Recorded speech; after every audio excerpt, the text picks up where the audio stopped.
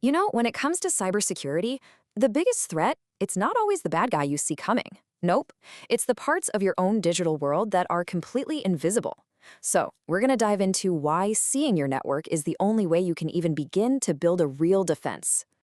I mean, think about it like this. I tell you to guard a massive fortress. Easy enough, right? But what if you were blindfolded? You have no idea where the walls are, where the gates are. You don't even know what you're protecting inside. Well, that's exactly what so many people are up against in the digital world. So, before we even start building walls, what are we actually protecting? What is cybersecurity? Well, at its core, it's about keeping our digital stuff, our networks, our data, safe. It's about making sure our information is kept private, that it's accurate, and that we can actually get to it when we need it. You lose any one of those and, well, the fortress has already fallen. All right, let's talk about this invisible world. Just how big is it? Let's try and get a sense of the scale we're dealing with. Just think about it for a second. You've got servers, computers, your phone, maybe some cloud services, and they're all talking to each other. It's this massive, tangled web that's changing all the time. Trying to secure all that without a map, it's not just hard, it's pretty much impossible. It's like trying to navigate a stormy sea with no compass. Okay, so how do we deal with all that chaos? How do we make the invisible visible? Well, that's where the architect steps in with their blueprint. See, in cybersecurity, the architect's whole job is to take that mess and make sense of it. They pull from expert guides, like this handbook here, to design the entire security setup. And what's their number one tool? You guessed it, the blueprint. And here it is. This is the blueprint for our digital fortress. It's called a network diagram, and it takes that tangled, invisible web and turns it into a map you can actually read. Suddenly, you see everything. Every device, every connection, how the data is flowing. This isn't just some nice-to-have drawing, folks. This is the absolute cornerstone of any real security plan. Without this, you're flying blind, period. Okay, so we've got the map. Now we need to learn the language. Every good map has a legend, right? Let's look at the symbols of security that make up our fortress. First up, the firewall. This is your main gate, your big wall. Its job is simple: control what gets in and what gets out. It's basically the bouncer at the club door for your entire network, checking IDs and kicking out trouble. Then you've got the router. So if the firewall is the bouncer at the front door, the router is like the traffic cop inside the fortress, directing all the cars, or in this case, data packets, to make sure they get where they're going as fast as possible. Now, a switch is a bit more local. Think of it as the traffic director for just one street or one office building.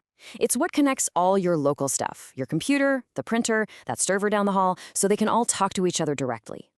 And finally, we get to the really important stuff, the servers and databases. These are the crown jewels, right? The treasure vault, the library. This is where all the valuable information is stored. Everything else we've talked about, it's all there to protect this. Because let's be honest, the real value isn't the computers, it's the data on them.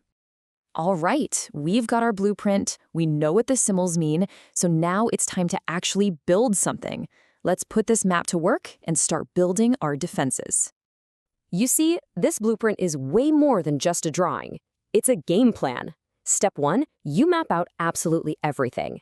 Step 2, with that map, you can suddenly see all the weak spots. Step 3, now you can put your defenses where they'll actually do some good.